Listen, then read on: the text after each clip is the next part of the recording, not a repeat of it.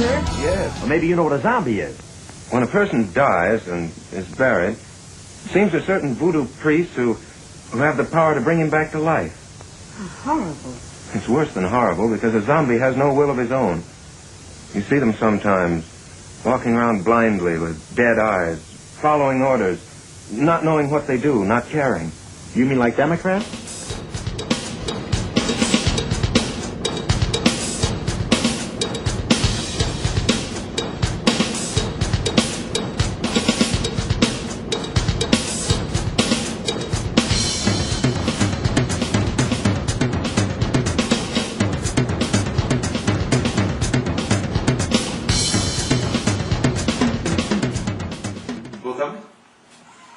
On record. Hi, I'm Dick Marshall for Conservative View, and we're fortunate enough to be here with Congressman Tom McClintock again, and you can see this on Foresight Media Productions or NZTV, wherever it happens to pop up. And right now we're going to get to asking a few questions of the good congressman here, and we'll start right now. Congressman, welcome. Well, thank you. Thanks for having me back. Good to see you again. Get right into it. Libya, it's a big issue today. Well, it's a huge issue. The President of the United States has ordered American armed forces to attack another country with no authorization whatsoever from Congress. That is clearly a usurpation of constitutional powers that are exclusively reserved to the Congress. It is unlawful. It is in direct contravention of the War Powers Act. And it absolutely cannot be tolerated in a free society that a president on his own can lob missiles at anybody he's upset with. Yeah. I noticed that even on the internet, even some of the Democrats are upset with this. Well, this isn't a Republican issue. It's not a Democratic issue. It's a constitutional issue. Yeah. The president, in his message to Congress, has said that it's authorized by a United Nations resolution number 1973. Well, explain to me how it is that a United Nations resolution is necessary to commit this nation to war, but not an actual act of the Congress. And the War Powers Act is absolutely explicit on these points. The President may only commit United States Armed Forces under one of three circumstances. One, a congressional declaration of war. There has been none. Two, congressional statutory authorization. There has been none. Or three, an attack on the United States, its territory, its possessions, or its armed forces, and there has been none. So this is a brazenly unconstitutional act, and if our Constitution means anything, he has got to be called on it. Now, Democrats, Kucinich just ripped him a new one the other day over the thing, and he's one of the leading liberals that I disagree with on probably 99.9% of all of the issues, but he did, and he and 8 other Democrats, I understand, are very upset about this. Well, they should be. I mean, wherever you stand on the policy issue, and I think the policy is also very bad, but you cannot allow the Constitution to be simply ignored in this manner. Good. And you are proceeding how with this, you personally, or you? Well, I will be sending a letter to the President today charging that his action is both unlawful and unconstitutional. And I will be joining the congressional effort to cut off all funding to this adventure, and certainly open to taking additional actions against the President through the congressional process for the brazen violation of the U.S. Constitution. I mean, again, this was an issue that was debated at great length in the Constitutional Convention. Every scrap of interpretation of the Constitution, of Congress's prerogative to declare war. The President is Commander-in-Chief. He wages the war once Congress has declared it. He has the ability to direct the armed forces in hostilities. He does not have the power to commit them to hostilities. Only Congress has that, and he has usurped that authority. I've seen you passionate about a lot of things, but I've never seen you quite as passionate about this is an extremely bright line that he's just crossed. Yeah. Okay. Well, we'll keep that up. Follow up on that. No. Next question. I'd love to spend a lot more time on it, but I really don't know where to go with it. You pretty much put it on the line, and that's good. Tom McClintock, what do you see in the next few months down the road as your most important issues coming up? Over the next few months, bringing the federal budget under control is absolutely crucial. And we're not just talking about it's something that would be nice to do. It is absolutely essential to the survival of this country. We are being warned now explicitly by economists across the political spectrum that we have at best 5 years to bring spending under control before the United States faces a sovereign debt crisis, and quite possibly from that, the financial collapse of the United States government. And history is screaming this warning at us that countries that bankrupt themselves aren't around very long. Is it that the president and his staff or his advisors just don't see it, or they don't get it, or do they have an agenda that they're working toward that doesn't include us as a sovereign power, or how do you see that? I can't read minds. I don't know what his motivation is. I know what his judgment is, and it has been appallingly bad. Okay, good. Well, that's leading right on from that. Apparently at a town hall meeting last night, some of the Nevada City folk are concerned about your vote on the continuing resolution. I don't understand their concern necessarily, but it does beg to be asking the question. Well, their concern is they want to see deeper cuts in the budget. They want to see the 105 billion pulled out of the Obama. And by the way, they're absolutely right on that, and we're going to have to do that. What I voted on was a 3-week continuing resolution to give the leadership the time that they need to try to come to an agreement with the Senate on these crucial issues, because the alternative would be a temporary shutdown of the United States government. But the Tea Party folks are absolutely right on this point. If we don't get spending under control very rapidly, what we may be facing in just a few years is not the temporary shutdown of the federal government, but the permanent shutdown as we encounter a sovereign debt crisis. In your future actions with that, does that include removing that, or an attempt to remove that? Well, the House resolution, let's step back. Last year, the Congress failed to even adopt a budget, so there was no spending plan for the United States government. Spending was literally going out of control. When the Republican House took office in January, we adopted H.R. 1, which established a continuing resolution with the objective of beginning to bend the federal government's spending downward. Constitutional, well, we've already talked about this, but our military takes an oath to uphold the Constitution against all enemies, foreign and domestic. They don't take an oath to uphold the president. They take an oath to so. We've got a president that appears to be on some issues running amok. Is there a potential down the road conflict with our branches of government? Could the military say, no, we're not going to do that because that's not constitutional? I would certainly never advise a military officer to willfully break an order from the President of the United States. That is a matter for the Congress to deal with. The Congress has authority to deal with a president who has usurped his constitutional prerogatives and trashed the Constitution. We have, and that's your job. I mean, yeah, that's Congress's job, and I think you're going to see it moving to do so next Monday. Oh, great, wonderful. Let's get off to something else here. Some more fun. Department of Education. I know you're well up on this. And, cost versus product.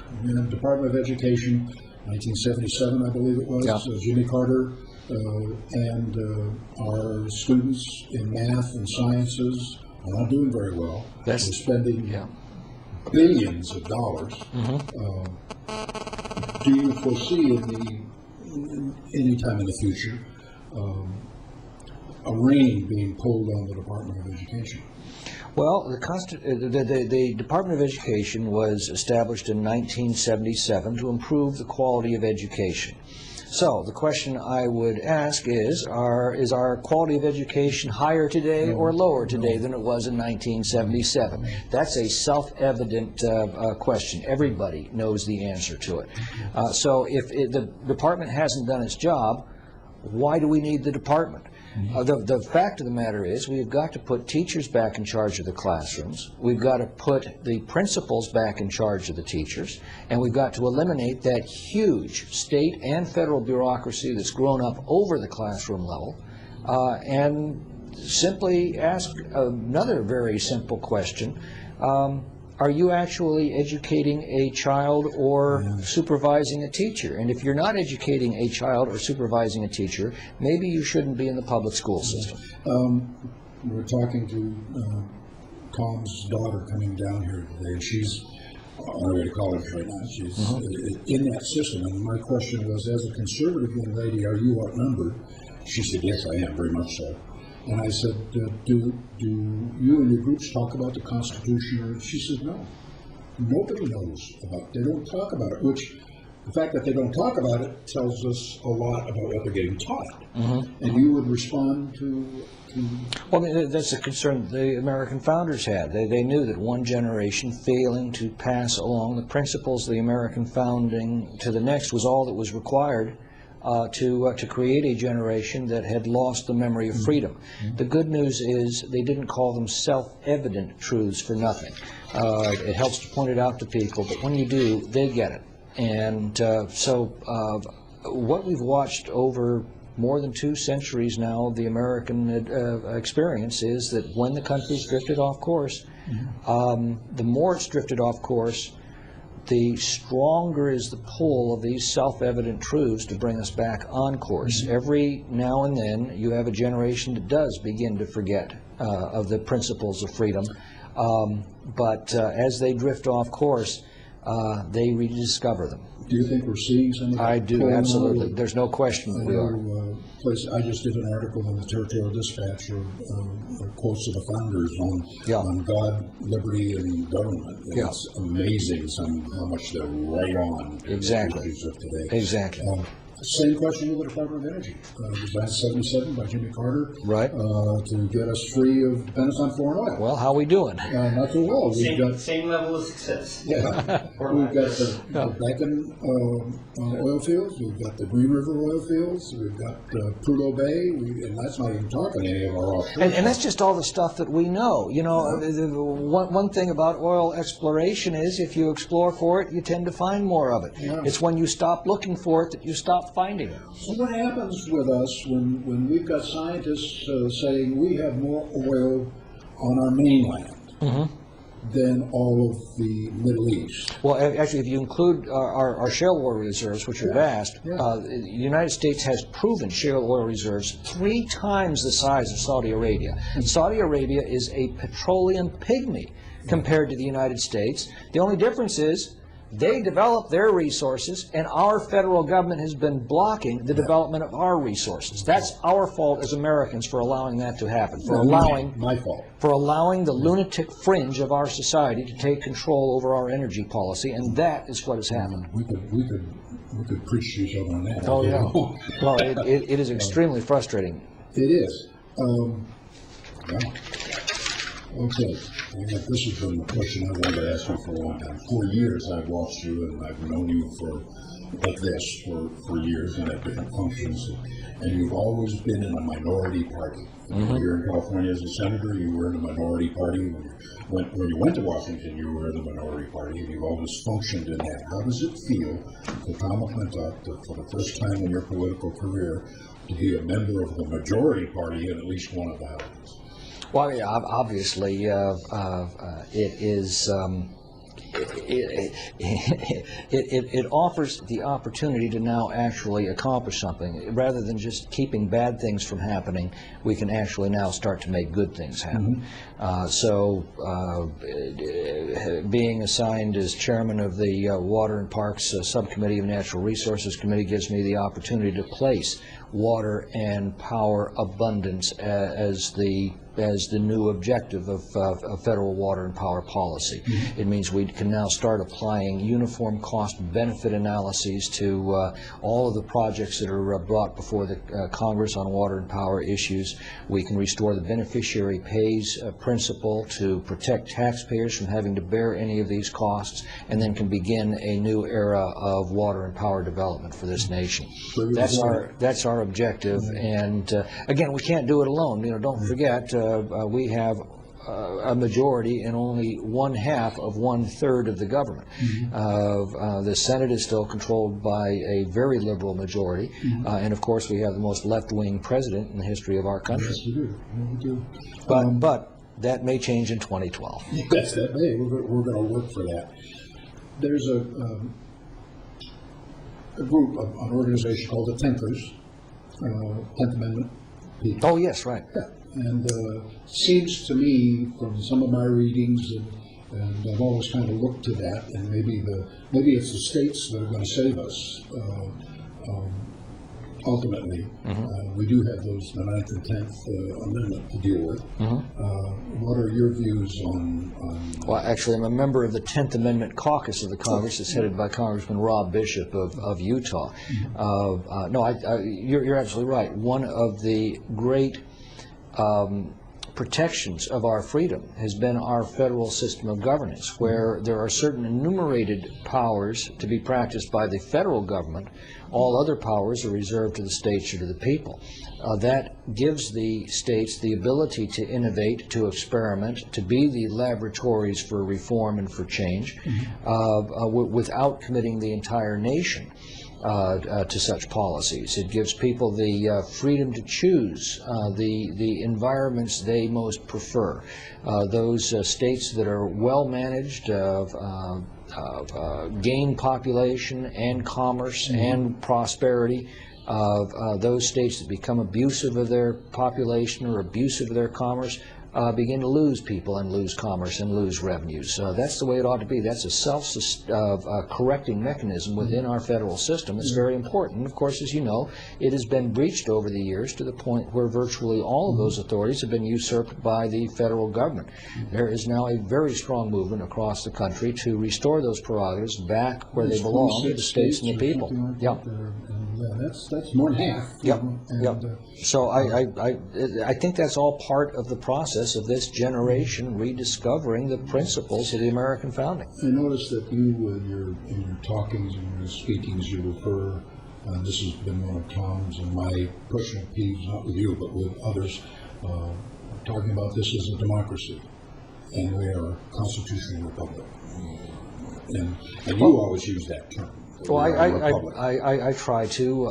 The problem with an absolutely pure democracy, of course, is that 51% of the people can vote to throw the other 49% in jail. Yeah. That's why we have a constitutional republic based on a unique American notion that there are a certain class of rights that we are born with. We don't depend upon the government for them. The government doesn't define those rights. They're defined by what the founders called the laws of nature and of nature's God. We get them from our Creator. They're those natural rights such as life, liberty, the pursuit of happiness. And the American doctrine goes on to state that the purpose of government is to protect these rights, that to preserve these rights, governments are instituted among men, deriving their just powers from the consent of the governed. In the American view, the only legitimate use of force by one individual over another or by a government over its people is to protect those natural rights. It is that uniquely American doctrine that has protected our liberty for more than 2 centuries. What do you think about the 14 runaway?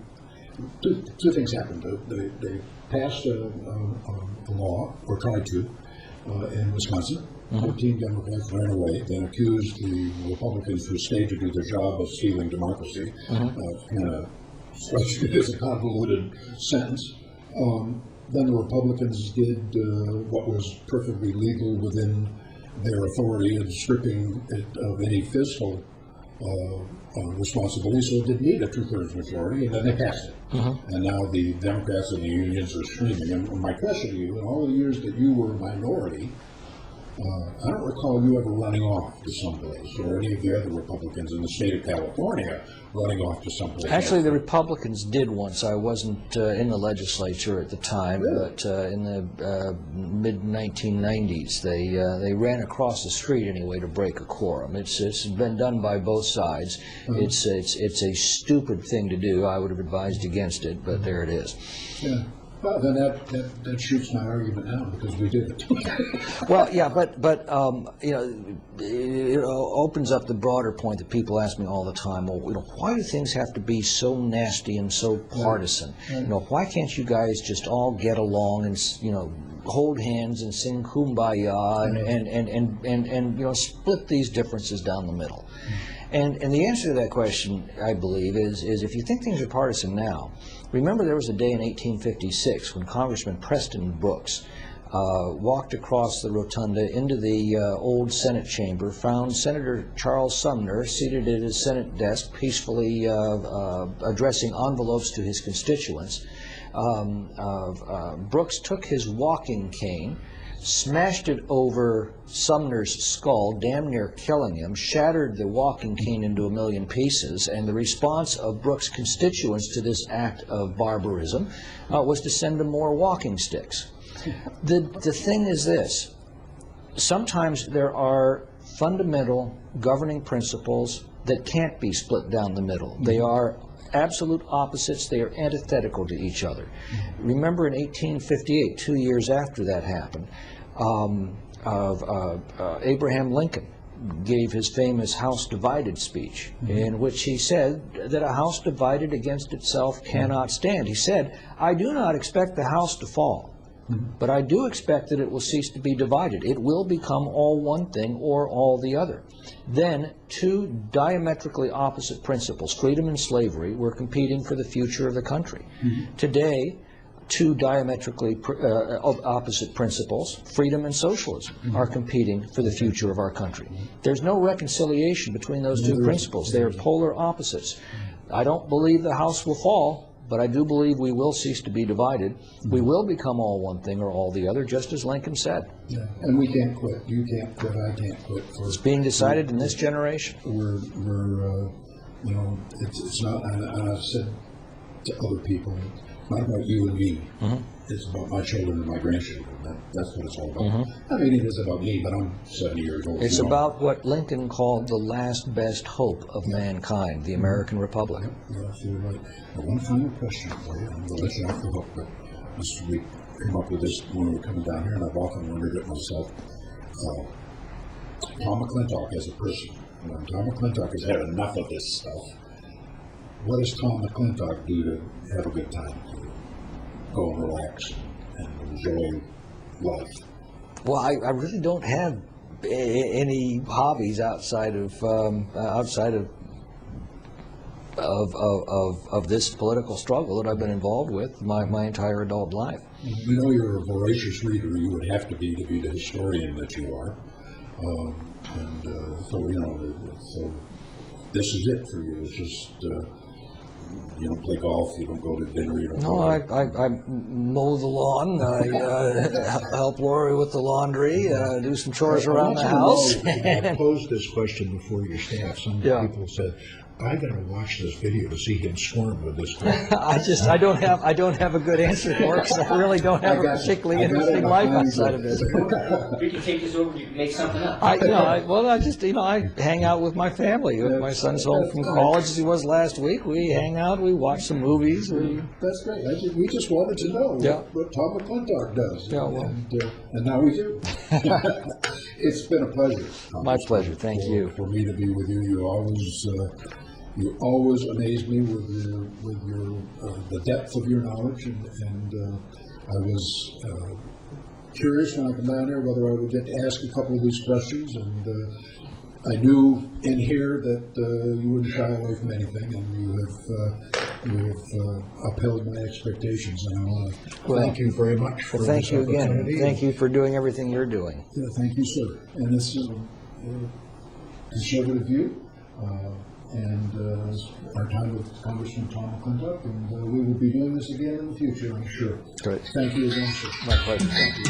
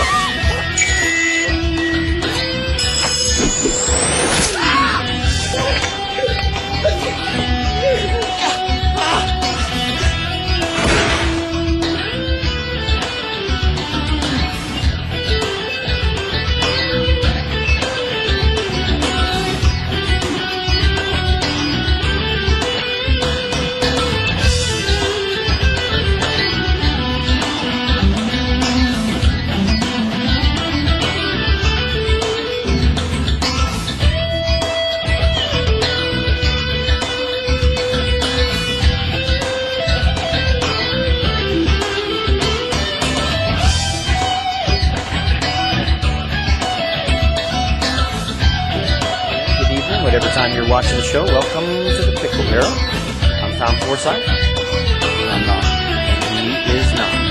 Good sir. When Benjamin Franklin exited the Constitutional Convention, he was asked by a woman, "Sir, what have you given us?"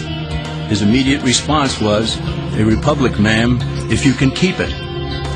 Yet most Americans today have been persuaded that our nation's governmental system is a democracy and not a republic.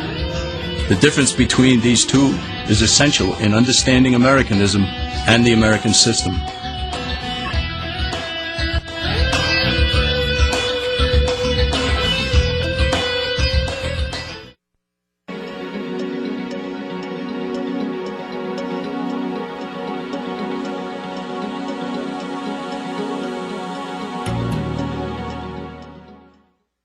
Nevada County's In-Home Supportive Services program provides needed services like shopping, housekeeping, and personal assistance for seniors and people with disabilities. These services provide the independence for the persons being served and are delivered by family members, friends, or providers from the Public Authority Registry. I can't understand someone having fraudulent behavior with the IHSS program. I mean, because you're entrusted with the care of someone that's disabled,